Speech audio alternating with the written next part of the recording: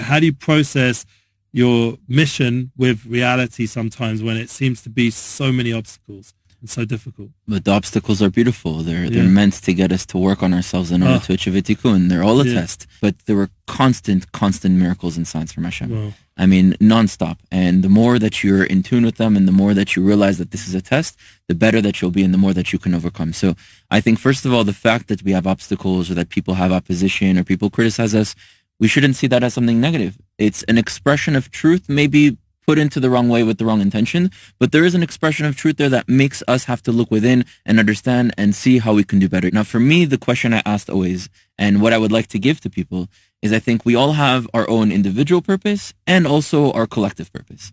Now, our individual purpose can evolve, can change, can be many things, but we all have to be in tune with what are the problems that we see. We all have different eyes because the eyes are a reflection of what our souls are trying to communicate to us. And if we see a problem somewhere where someone else doesn't see a problem there, that means that your soul has this drive and this necessity and this tikkun to go and fix that situation. So the problems that I see in my life are A, the rise of anti-Semitism and the fact that we can't, live and thrive and survive.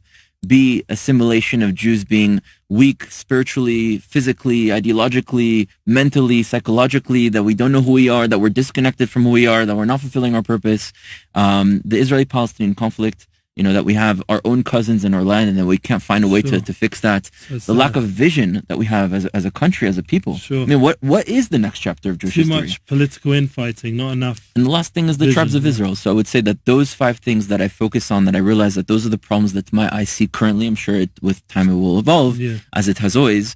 Those are the things that I need to go and fulfill. And as long as you're in tune with your purpose, and you're open to criticism, and you're open to growing, and you're open to taking those obstacles, I think that you'll be completely feeling the sense of fulfillment. Well, the lack of meaning and lack of values is one of the main causes right now of so much dysfunctionality going on, and people are confused. We're coming from a place, both of us, of emunah.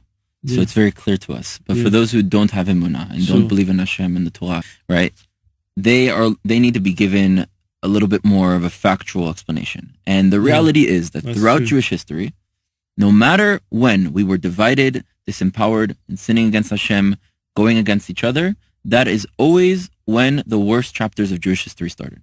And whenever the Jews are united, empowered, and fulfilling their purpose, that's when we are able to overcome the greatest of obstacles. So it's very clear that if you want to change the outcome within the equation, you have to put an input that works. And if you keep putting the input that doesn't work, then you're going to get the same result. What is pushing you to want to go out and active? You went to Colombia, of all places, and if we go through your thing, you've been traveling so much over the last, how many years? I mean, your whole life, it seems like, it's been one big journey, and it's been a global journey.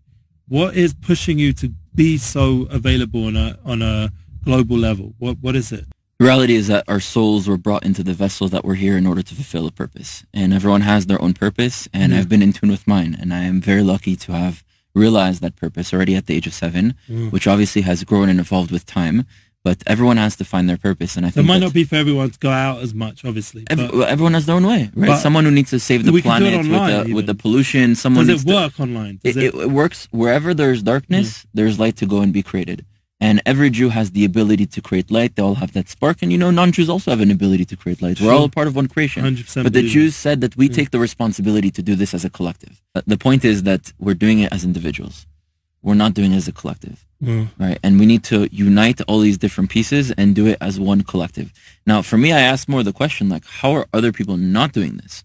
Because I know that if I don't do this, then the future of the Jewish people is at risk. The future of my children that one day B'ezrat Hashem will bring to this world, that will be healthy and strong and able to continue spreading light, they'll have a worse life. So it becomes a responsibility. When you see someone crossing the street, that they have their headphones on their ears and they're not paying attention to traffic, and there's a truck driving by and you can just grab them and pull them back. The fact that you have the ability to do that becomes a responsibility. So I think it's all about having the perspective and ability to see, and once you see, it becomes a responsibility. I see it as not many people have their eyes open, and even fewer keep them open.